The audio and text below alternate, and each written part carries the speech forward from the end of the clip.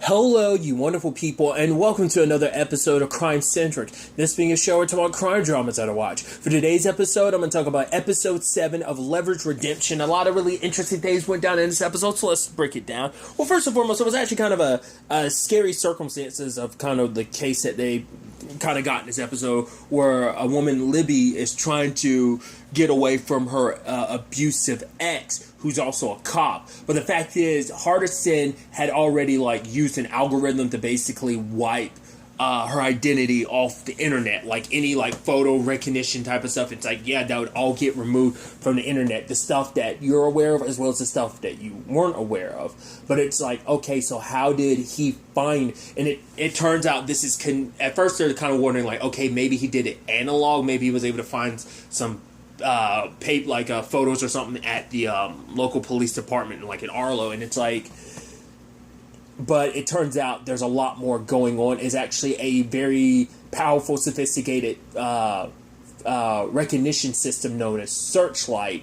Basically, they give Elliot a fake identity, and it literally takes almost instantaneously, where a marshal, Maria Shipp, shows up and takes Elliot down, which she's kind of the equivalency of Elliot. They do they had their little standoff and everything, and then their little close quarters thing. It's he's kind of vibing and she's kind of vibing, and even later on, even when she's sitting down with him and everything, he's yeah, I guess you're just going to use that as an excuse to see me again. And she's yeah, you don't want to go another round. I'm yo, there's some chemistry here, because even later on, she's there's definitely something more to you. She's now I don't know whether it's you're part of a team that's up to something, kind of immediately nailing it, or she's that, or you're an undercover cop trying to figure out what this whole low crime rate type of situation in town is. So I was okay, she's really good at what she does to kind of nail Elliot immediately, because she's yeah, all his special training is right, none of it was in your files. It's what have you trained special ops or something like that? But yeah, this recognition program of Searchlight kind of scares Brianna, and she's because obviously this is about privacy. It gets rid of privacy because the dude who made this program, Joseph Chang, he basically illegally took a whole bunch of people's pictures and basically programmed them in the database of the system. So it's that's why this thing, it pretty much works on a level of, it basically is able to recognize you of literally less than what a program normally is. Because we end up finding out the reason why it was able to find Libby in the first place is because she was in the background of someone's photo and she was blurry. Even Hardison's algorithm couldn't find it because it's just there was just the photo was too blurry of her face because she was that far in the background. But this algorithm just got enough of it to immediately recognize Libby. But also this, it has a it kind of has some Minority Report elements to it, where it's it can predict that's why Elliot immediately got arrested, because this thing can also predict that he's most likely to commit this crime, which is interesting considering. But it's based on these are his charges, because it's oh, I forgot what charges Brianna put in first, but Sophie's come on, it's right, sorry, Grand Theft Auto, and it's there we go. No, it wasn't Grand Theft Auto, sorry, it was just Grand Theft. I'm right. Yeah, don't give him small time crimes. Up it a little. But it's it just took what it knew about his record and applied the probability most likely of him doing this or that action. Which once again, you get into a whole Minority Report of how can you accuse someone of a crime they haven't done, just because a system says they're most likely going to do that. Once again, a whole conversation in itself. But Brianna's really against this program, and we kind of find out kind of the ins and outs of why that is. Because for her, this is a program that not only breaks the law by bringing in people's privacy and stuff like that, but it means people can never escape. Any mistakes you ever made will always follow you. And she was kind of talking from a personal situation. At first, she's kind of reluctant to get into it because, it's right, she's got a long list of mistakes herself. But Elliot's what are those long list of mistakes? And she's yeah, I'd rather not get into it. Right? I was oh. I mean, but what team you're talking to. I mean, once again, Elliot's probably the primest example of someone who's got a lot of mistakes in his past that he's trying to make up for. So I think nothing, you might have probably made mistakes of yeah, probably did some super illegal stuff. But I mean, who on that team hasn't done some illegal stuff? The closest would probably be Harry, who hasn't done any necessarily illegal stuff, just super shady stuff. That just happens to fall within the, like, gray area of, the laws type of thing. So I thought it was interesting that, I think this speaks volumes that, like, Joseph Chin tried to murder Brianna to the point, like, he locked her in that server room and then, like, turned on a fire suppression just to kill her. Luckily, Harry was there in time, like, and it's like, right, got to choke out the guard, and he's struggling to choke the guy out because it's like, right, you don't have much experience with that. It's like, all right, Brianna, use your taser. She's like, what? I don't have a taser? It's like, and Parker's like, why don't you have a taser? And it's like, do you keep a taser on you, Parker? Is what Sophie was asking. And Parker's like, of course. Like, why do you think I'm not stabbing people as much anymore? I'm like, oh, so that's why she gets so happy about. I mean, to be fair, your defense mechanism was to stab someone one time. And, like, I feel so bad for Parker. She's never going to live down something she did once. She stabbed some dude during a con once, and she won't ever let no one else will let her live it down, nor will she let herself live it down. But she had, like, I love that it's never been, I guess because it's not as dangerous as electric tasing someone, because it's like, right, she's very taser happy.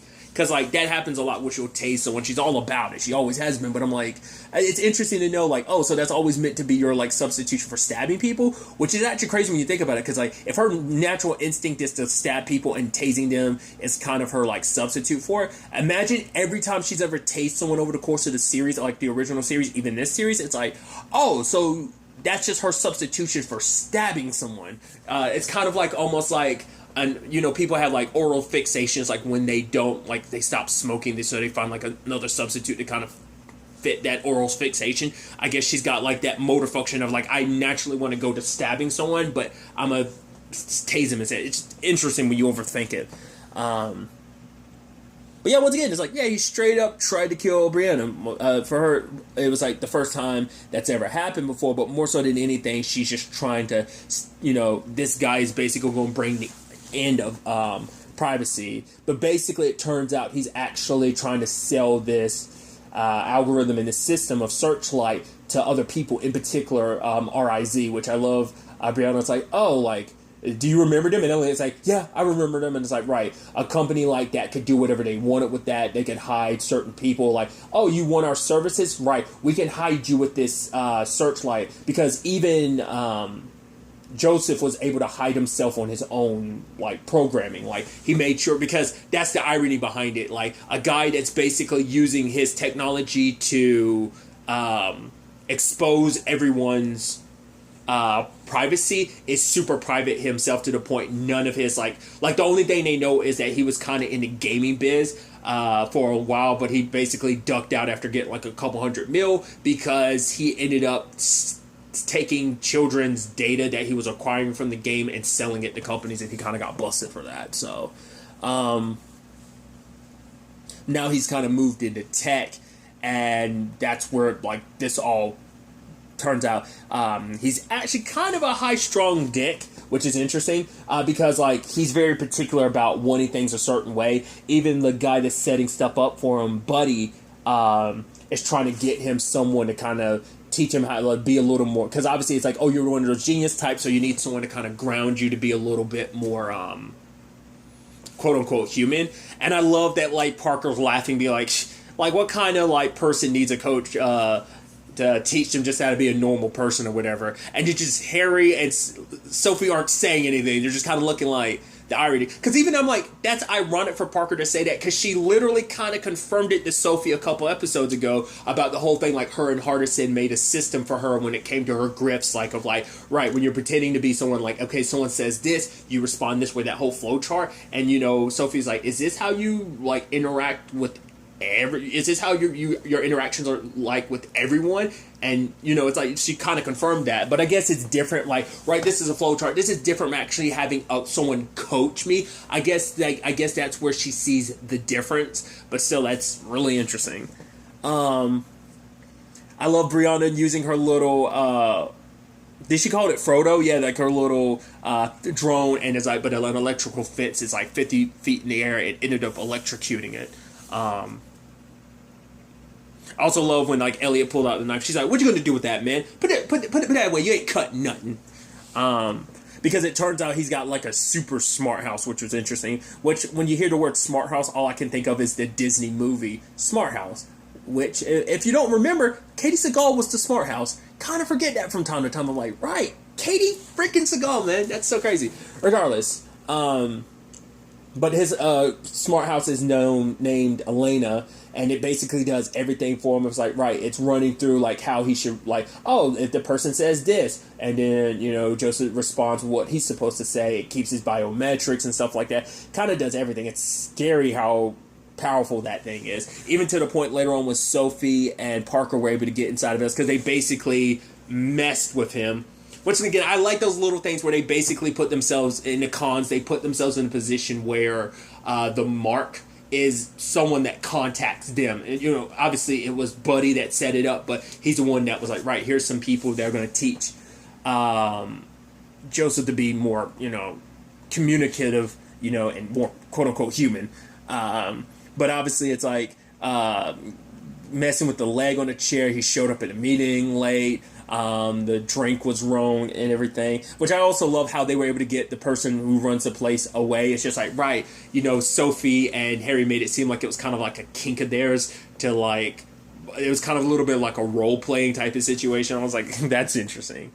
But, I also love Harry pointing out, like, isn't it wrong that there's a guy trying to, like, expose people's privacy and we're taking him down by messing with someone else, getting into someone else's privacy? And Parker's like, no. And his Sophie's like, why would you ask? And he's like, no reason, because it's just for him. It's like, right, you know, it's kind of like, no, like, why would that be wrong? Like, what's wrong with it? It's like, no, never mind.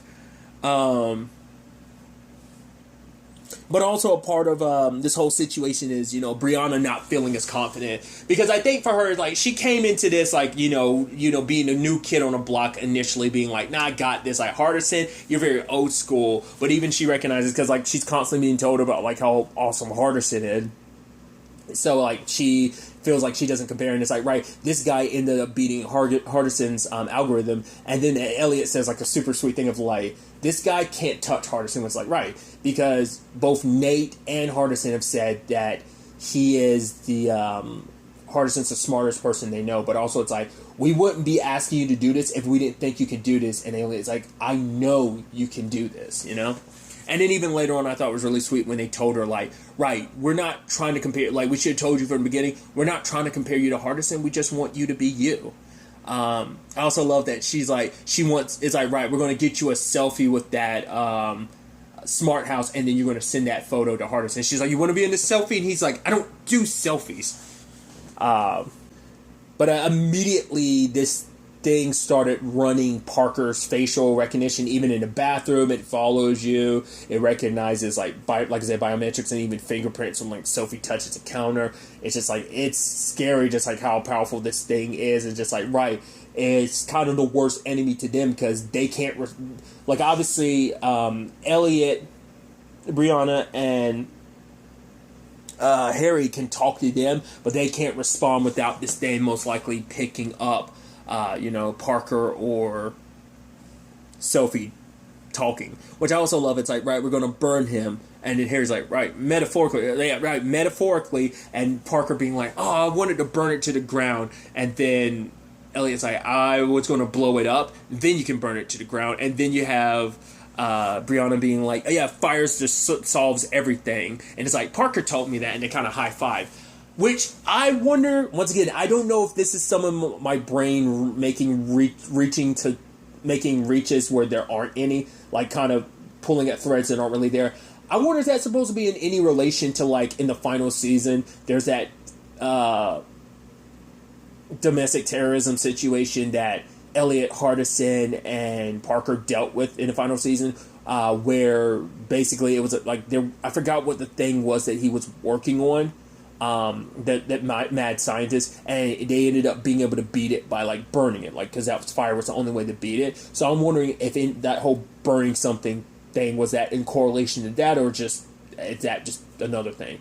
Which also, too, this episode that started, interestingly enough, with Parker bringing up, like, oh yeah, like, she was like doing like little puppet thing and saying like, "Oh, fear of clowns." I'm like, oh, she's never had a fear of clowns. She had fear of horses because she saw a horse kill a clown. But I'm like, maybe that fear of clowns still. Maybe she has a fear of clowns because she saw one get murdered by a horse. She got over her fear of horses, but they never expressly ever brought up her having a fear of clowns. So I don't know whether that was just her like playing or whether there actually is some deep-seated fear of clowns there. Maybe it's in conjunction to that. Maybe it's something unrelated. I don't know. I even love that in this episode, Harry also learned how to properly choke someone out because he sees Elliot not choking him inside. Oh, that's how you... He's like, oh, so that's why it didn't work. So that's how you actually choke someone out. And Elliot's kind of giving it, like, yeah, this is the proper technique. Which, you know, it's like, right, Harry's learning that, but, because Elliot taught Parker some of the moves, which I vividly remember her trying those out on Hardison, and that being a whole bit. So it just kind of reminded me of that. Look, sadly, they are dealing with such a smart, like, thing, so, smart house, so, Elena was able to kind of figure out, well, obviously recognize Parker, and Joseph was like, wait, they're trying to steal Searchlight, and he locked him in the house. Luckily, I love, because, Parker keeps, like, what was that, God, I forgot what it was. It was that certain thing she kept with her, and then Brianna was like, she keeps that on her, and it's like, and Elliot's like, yeah, it makes it easier for, you know, lockpicks. So I'm like, oh, that's like, once again, just shows you the dynamic of this team. Is like, oh, she keeps this specific thing on her. And it's like, yeah, like Elliot would know, like he's worked with her for 12 years to know that. It's just like Sophie didn't say anything, but I wonder, is that just something more recently that Parker keeps on hand just to help with the lockpicking? I don't know. That was just such an interesting thing. Like Elliot's the one that kind of points that out, but. Just like I said, little moments and little bits of information like that, just showing you just like how much of a hardcore team they, you know, continue to be like over the past 8 years. But regardless, I like they were able to beat the system by having Parker match her biometrics and even her like walk and everything to Joseph. She was able to like raise her like resting heart rate, which is like, you know, it's like, right, think of something that makes you happy or whatever, and she started giggling and stuff, and it's like she's like, and Sophie's like, you were thinking about cracking a safe, weren't you? And she's like, underwater. And so they were able to get Elena. They ended up cracking the system, getting the doors unlocked, and right, the whole point I was also bringing up earlier is like, right, because Parker shook his hand with all that stuff on it, like they now have like the password, and it's like, right, Parker knows what the password is because it spells Elena. Also, Brianna gets her selfie that she wanted, but I love that they basically ruined the deal for Joseph because there's other Joseph Changs in the world that have done some terrible stuff, so they like took their crimes and put it on him. And then, obviously, he gets busted by the cops, in particular, Marshall Ship.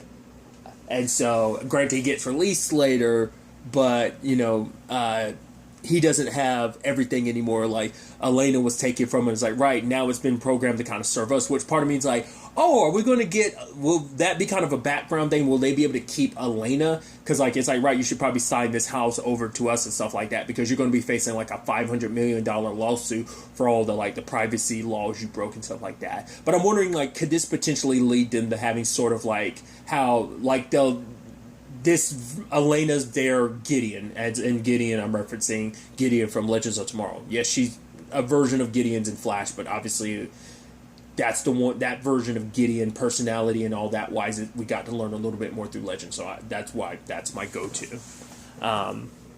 But this episode also did set up the whole Marshall Ship and Elliot thing, which I thought was kind of interesting. Because even Sophie's like, asking like, whether there's going to be anything more from that. And he's kind of like, no, but she's immediately texting him during that conversation. I also love that everyone kind of like cracked jokes about it. I think like Brianna was just like, do you call 911 for a booty call or something, or for that booty or something like that? Like, and even Sophie would be like, I got one. And it's like, but Elliot was like, no, you had 10 seconds and your 10 seconds is up. Let's move on. But luckily they were able to, you know, relocate Libby at the end of all of this, and made sure that, you know, with Elena's help, made sure they were able to kind of scrub it so that no one would be able to find her again, you know, not even her ex. So that worked out nicely. And also they took down Joseph and also ruined his deal with like, you know, RIZ potentially getting their hands on this type of technology. So we also learned an interesting thing that Harry's a gamer, because Brianna's like, right, you stalling Joseph the way you did, knowing specifically that there is a particular thing on level 10, a ghost or whatever that you have to deal with. He's like, that hasn't been a part of the game in like years. You're a hardcore gamer. And he's like, yeah, but they're not going to believe you. Like, who's going to believe you? She's like, yo, give me your like ID so like we could like, you know, work on the game together, you know, play the game together. So I thought it was kind of a neat moment. But even at the end, you know, Brianna having a long list of everything that she's done, which even Parker was looking over, I'm like, oh, this is actually pretty impressive, you know? Then there was like the whole thing about the whole ton of syrup. It's like, wait, what's that? What's the story behind all that?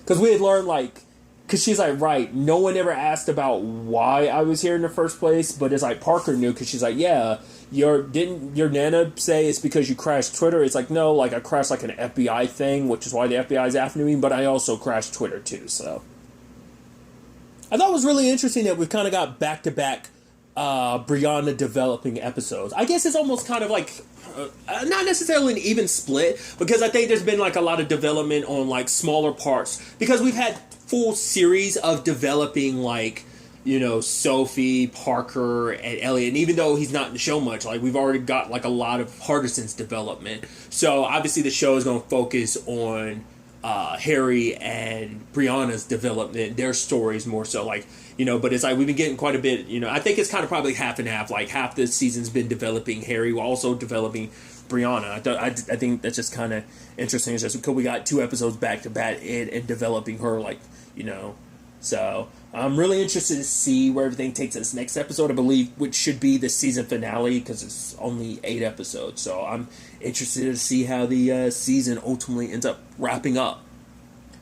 But really, that's all I'm going to talk about. To the next time we meet, be happy, be safe, live life to the fullest, and enjoy it. Good day, and good